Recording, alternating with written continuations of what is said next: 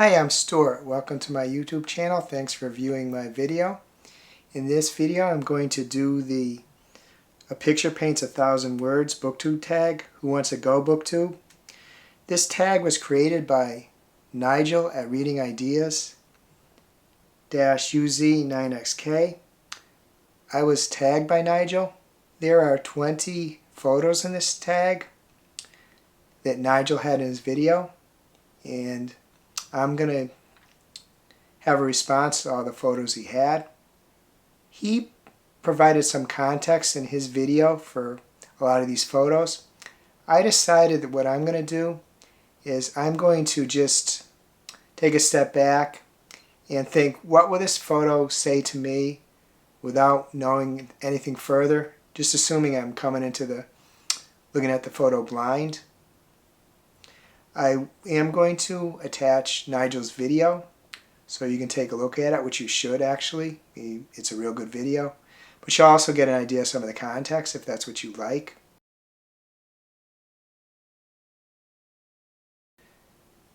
In the first photo, there's a man driving a tractor and he sees a plane crashing. I interpret this video as someone seeing something just unbelievable. People know planes crash, but you just don't expect to be out here plowing your field and a plane crashes. The unbelievable aspect of this made me think of The War of the Worlds by H.G. Wells. A cylinder lands from Mars in an English town, and the residents are gathered around it.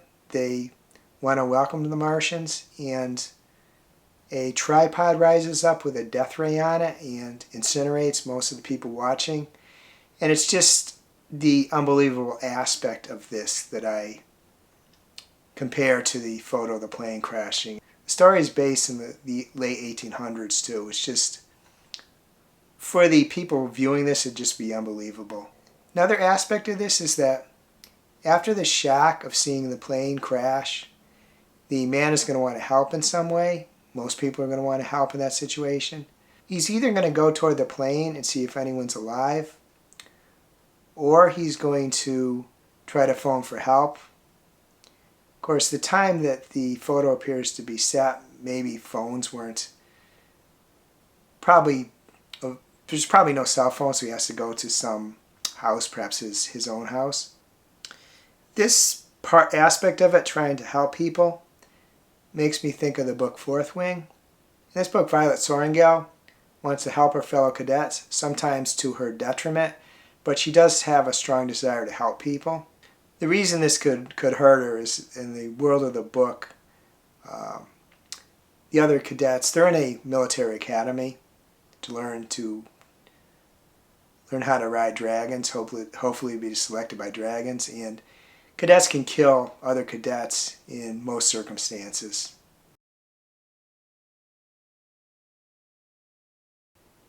When I look at the second photo, what I see is an impressive statue. Impressive statues made me think of the Crown Games of Ancient Greece, Archaeology, Athletes and Heroes by David Lunt. This is a non-fiction book. The Greeks had a lot of impressive statues and monuments to their guards, their leaders, their great warriors, their athletes, and more. So that's what the statue in the photo made me think of, the statues that the ancient Greeks created. This photo looks like a Depression-era photo. The little girl has a little dirt on her face. Her clothing is kind of threadbare. There are holes in the jacket she's wearing. She's looking longingly at the cake, pastries in the window, wishing she could have a piece. She's probably hungry, as many would be during the Depression. One book this made me think of is A Court and Thorn and Roses by Sarah J. Maas. In this book, the heroine, Pheffer, her two sisters and her father have fallen in hard times. They were well off, but they fall into great difficulty. The only way they survive is by Pheffer killing deer and other animals to provide meat for them, and also using the skins from the animals to trade for other needed goods. book doesn't talk about this too much, but you have to believe that in that kind of situation, when she goes to the local town, she is going to see people that are doing all right and wanting what they have, looking at stores and wanting the goods in those stores that she can no longer have, that she could once have.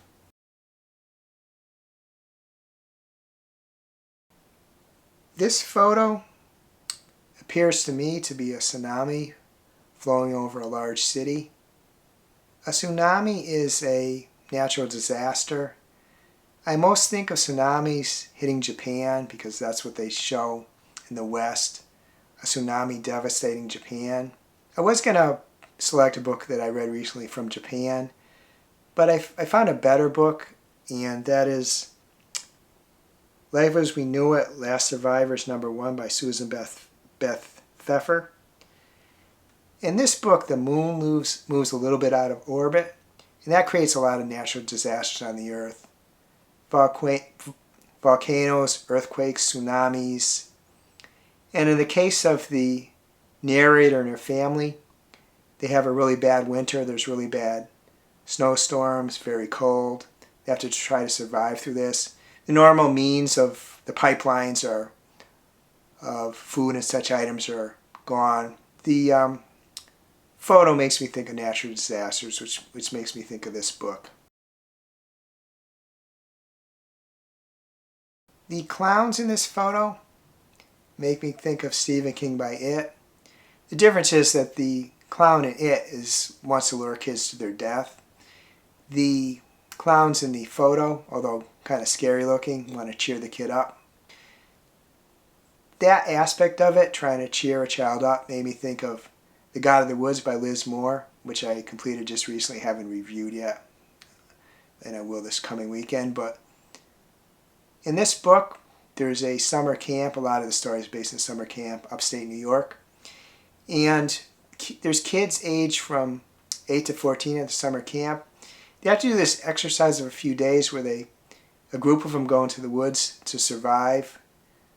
There is a adult watching them, but mostly she doesn't intervene. Kids have to do what they can to survive on their own. And there's a little boy, an 8-year-old boy, and he's really, really upset by this. He doesn't want to be there. And the leaders of the groups are the 13, 14-year-olds, and some, maybe all of them, they cheer up this little boy.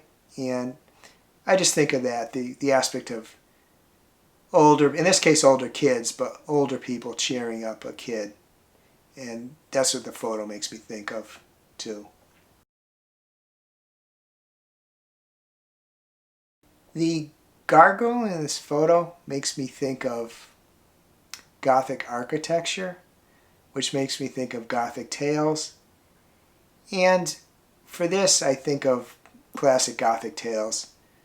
Dracula by Bram Stoker, Dr. Jekyll and Mr. Hyde by Robert Louis Stevenson, and Frankenstein by Mary Shelley.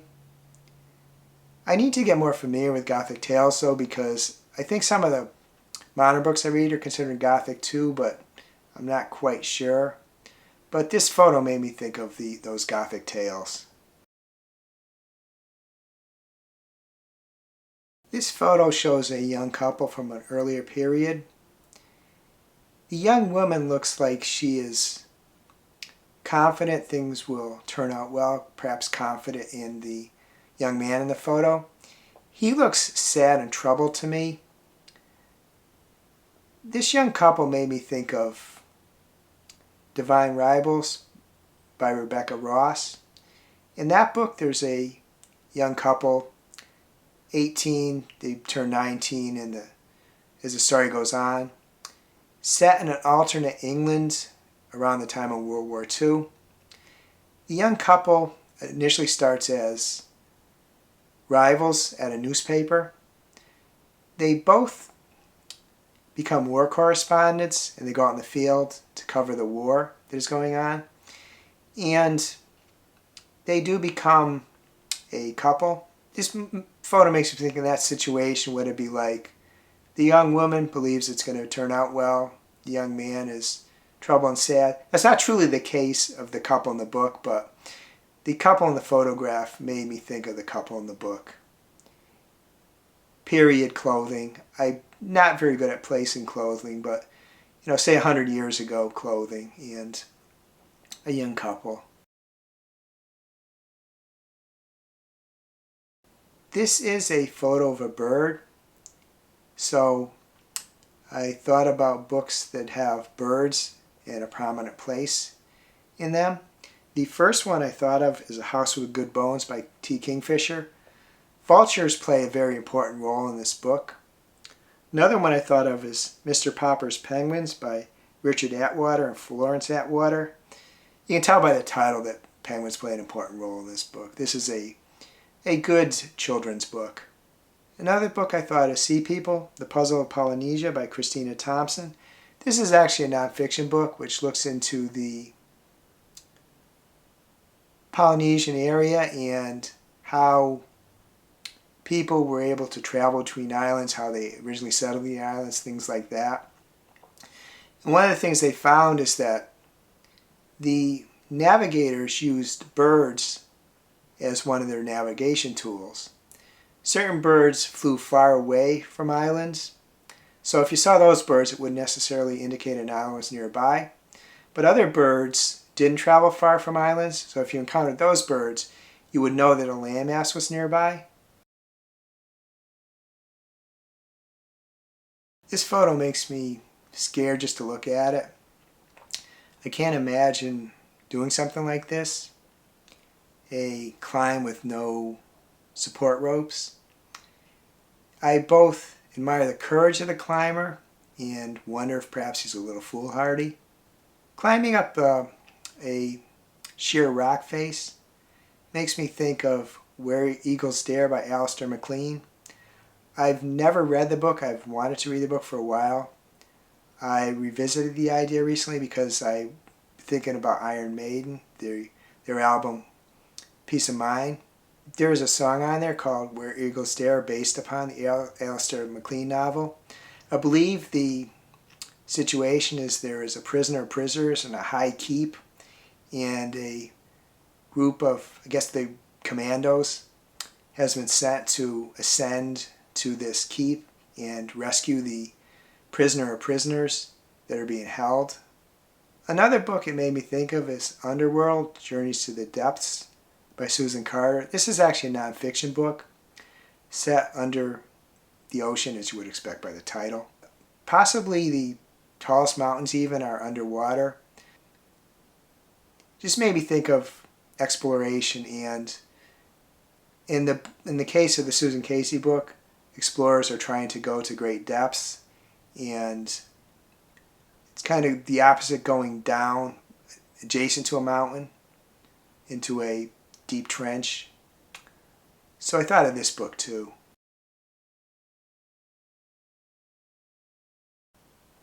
This book shows a miner who looks like he's back from a hard day's work in the coal mines.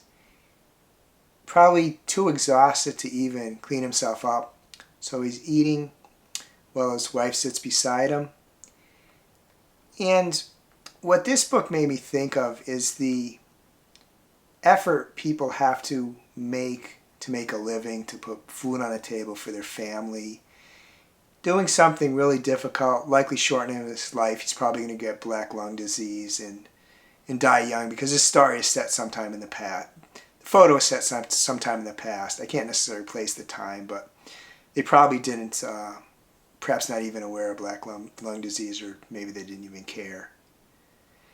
As I said, it made me think of just the kind of things people have to do to make a living, which people probably don't respect the miner, but he's putting his life on the line and shortening it just to provide. This makes me think of two Agatha Christie books I've read recently. Well, one I haven't quite completed. The Murder at the Vicarage, which is a Miss Marple mystery, and The Murder of Roger Ackroyd, which is a Hercule Poirot mystery. These books are set in the mid-20s to 1930. And in these books, a lot of people had servants, even what we would consider common people, average people, income-wise have servants, and they tended to view the servants as lesser. They just thought the servants were inferior to them. And although that might not necessarily be conveyed to the servants, it might be too. It's just the way they talk about servants in those books. And there's people they got to debase themselves before people. They're working hard just to make a living, and they're not really respected for it. Another book I thought of is The Christmas Carol by Charles Dickens. Bob Cratchit has to work for Ebenezer Scrooge, and Ebenezer Scrooge treats Cratchit very poorly. Cratchit has to work for a miserly person who treats him very poorly just so he can provide for his family. Everyone knows the story and it does end well, but for a good portion of it, Cratchit is not treated well by Scrooge, and he has to deal with that just to try to make a living. This photo makes me think of a beautiful but strange town. It's a town that appears to be circling around a mountain. And when I thought of a beautiful town, it's not really a town exactly, but in The Starless Sea by Aaron Morgenstern, there's I guess you could say sort of a town, but underground there's this location that is designed to protect books. A lot of people live there. It's kind of mysterious. It goes very deep, and it's beautiful in its own way. And it's just a strange but beautiful area, and that's what the photo makes me think of too, just a strange but beautiful town. It's shown at night, the lights are on.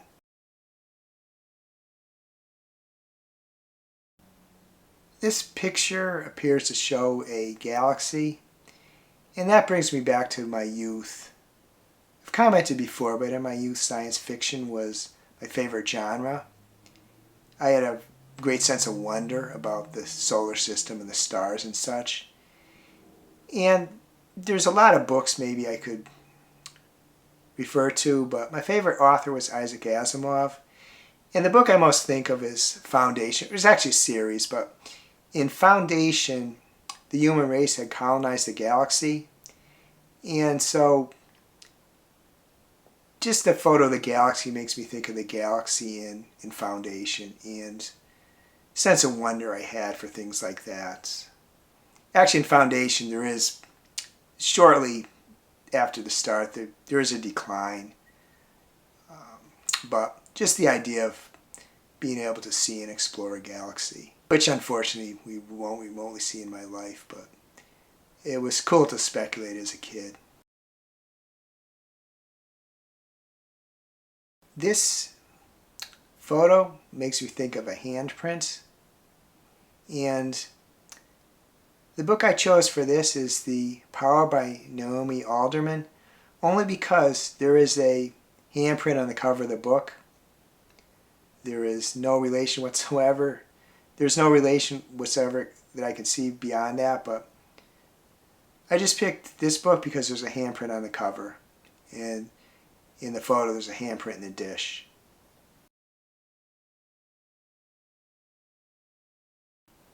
This photo is of a cabinet. I initially thought that it was a electrical cabinet, but then I realized it's impossible with that mishmash of wires. So it appears to be some kind of signal cabinet. The first thing I thought of seeing this is just my background. I went to school for electrical engineering. I worked my career in various engineering fields, tech writing fields, and I dealt with a lot of electrical items, some mechanical items too. I never remotely saw something though with this mishmash of wires. And if you look closely at the photo, in the lower right corner there's a couple of red clips that there is a technician, must be doing a measurement. The technician probably deserves a raise for being able to deal with this mismatch, but it just made me think of signal cabinets. And when I think of signals and having to test items, modify items, whatever, that made me think of The Martian by Andy Weir. In In this book, astronaut Mark Watney is accidentally left behind when a mission is aborted on the surface of Mars. And the remainder of the book is him trying to stay alive long enough to get rescued. And he has to come up with ways to try to communicate with Earth. One of the ways he does this is he modifies some equipment so that he could communicate with Earth via Morse code. That's just a signal, and the cabinet looks like a signal cabinet to me. So that's what I thought of that book.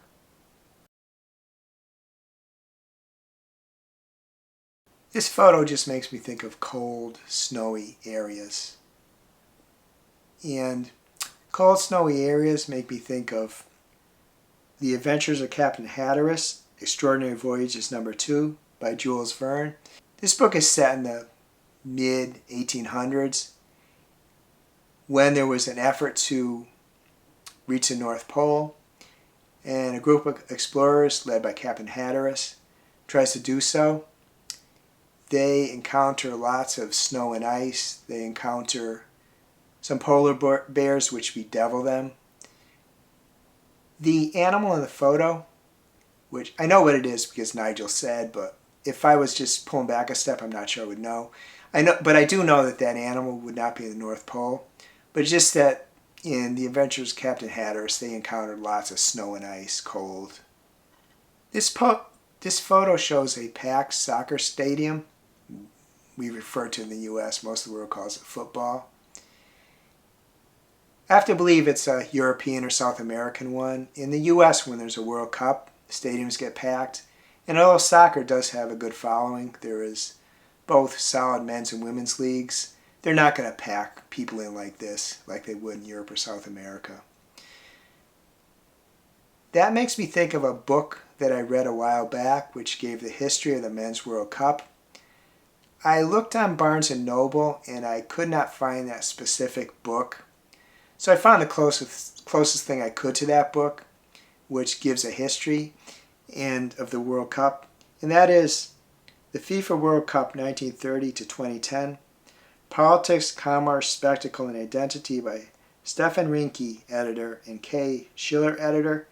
Now, the book I read didn't talk about politics, and I don't think it really talked about commerce and stuff like that. It just gave history of the World Cup from the beginning to the time of the book, which was probably maybe 15, 20 years ago. It was a while back. But this was the closest book I could find to that.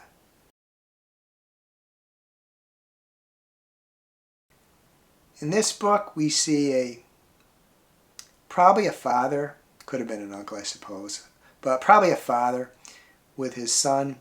He has a puppy behind his back. The boy appears to be praying. It's unclear whether the boy was praying for a puppy or just for a gift, or the father's maybe like kind of, prolonging the suspense before he gives the kid a puppy.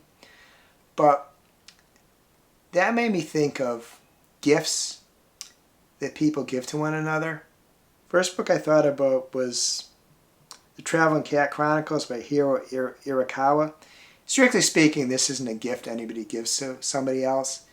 In this story, Satoru discovers a cat on his car, a stray cat. And as cats are wont to do, basically the cat decides he's going to be Satoru's cat and basically moves into the apartment. I think it's more the cat than Satoru.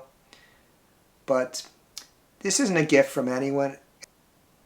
No one actually gave the cat to Satoru, but the cat does become a gift to Satoru, and it helps him. The cat becomes a great companion to Satoru. So the cat is a gift, even if there wasn't another person who gave the cat to Satoru. The next book I thought of is Fourth Wing by Rebecca Yarros. In this book, our heroine, Violet Sorrengail, has to, with minimal training, enter a military academy to try to learn how to ride dragons and be selected by a dragon as their rider. And in this academy, with minimal exceptions, cadets are allowed to kill other cadets with no repercussions. And as she's about to enter, her sister, who did graduate from the academy and is an accomplished writer, gave her a vest made of dragon scales. And that vest saved Violet's life on multiple occasions. So it's a great gift. I mean, what better gift than saves your life? The final book it made me think of is The Christmas Carol by Charles Dickens. At the end of this book, Ebenezer Scrooge goes to Bob Cratchit's house and gives many gifts to Bob Cratchit and his family. So that was another book where gifts were given to people from a very unexpected source, in this case.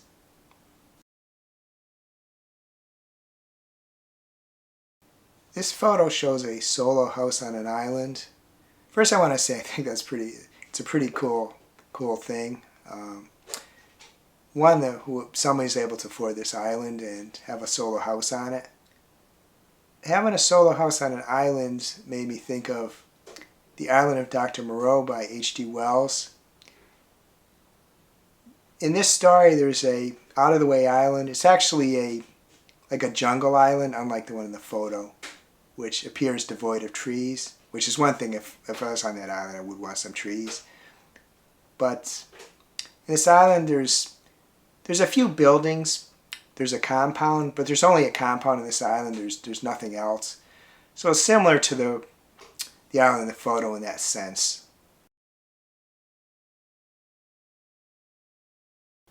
This photo appears to be a carnival ride with 3 young women riding one of the cars.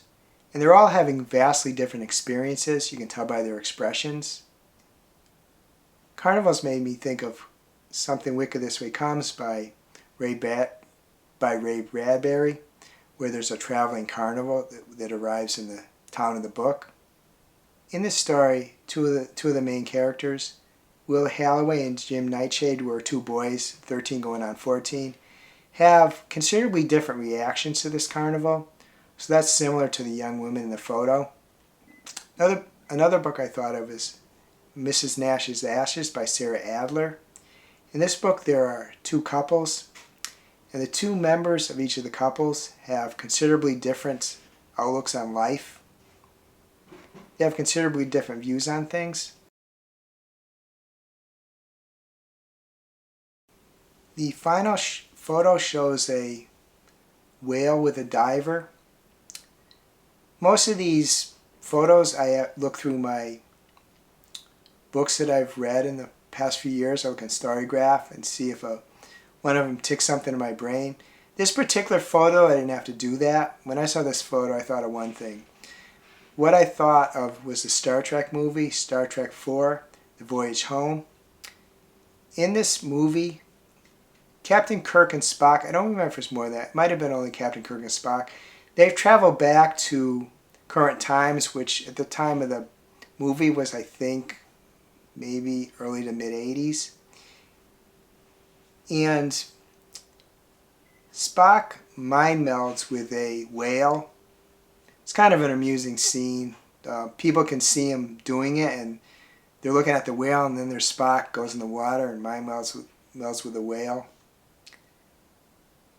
There is a book novelization of this. I learned about that in a recent video by Chad at Book Chat with Pat 8668 when she did Star Trek Summer Readathon 2024, which I have to admit I've only read 1 book on. I committed to more than that.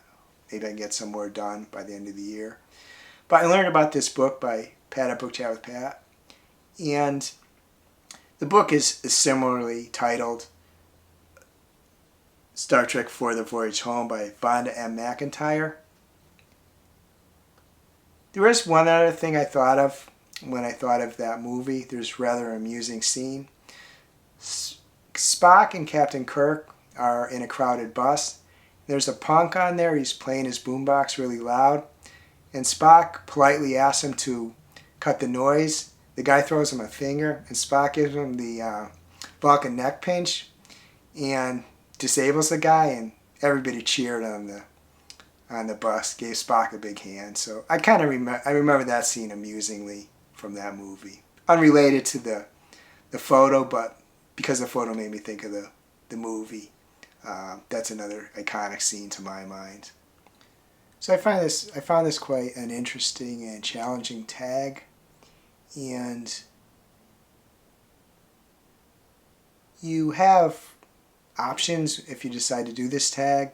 You can use some or all of Nigel's photos, which is what I did. You can do photos of you discover elsewhere that you decide to use.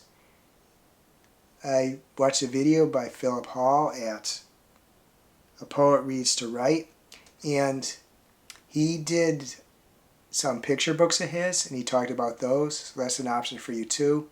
I will include his video if you want to take a look at it. It's quite an interesting video. So you do have options in how you want to do this. First I'm going to say that if you watch this video, consider yourself tagged. If you like to do a video of your own, mention me in your description. Tag me in your description, or you'd like to answer one or all of the photos in my comments, I'd be interested to see that too. But I'm specifically going to tag a fair amount of booktubers, some of whom I haven't tagged in the past, but I've noticed that they do tags. As I've said before, if you don't want to be tagged, please let me know. Or if I fail to tag you and you would like to be tagged, please let me know that too. As far as I know, at this point, none of the people I'm tagging have done this. So the people I'm tagging are John at DisquietandDragons -LH3ZM, Suey at sueysbookbanter, Nix at Nix Reads, Kelly at Books I'm Not Reading, Smiti at A Book Smitten, Kayla V at Reading with Kayla V, Justin at Triumphal Reads, Fred at Read by Fred, Reney and Raina at Beyond Books -WT5IT, Nicole at Nicole's Bookish Nook, Cliff at Cliff's Dark Gems, Roy and Jennie at Roy Reads Anything, and Pat at Book Chat with Pat 8668. I haven't seen anybody I tagged do this one yet. I want to thank Nigel for tagging me in his video. I did find this a very interesting, challenging tag to do, and it's a unique one. So it's a very good one if anybody's interested in doing it. I think you'll find it fun. If you enjoyed this video, please give it a like, please subscribe, please hit the bell to get notified when I upload future videos. I hope you're having a wonderful reading week, and I hope you're having a wonderful week in general.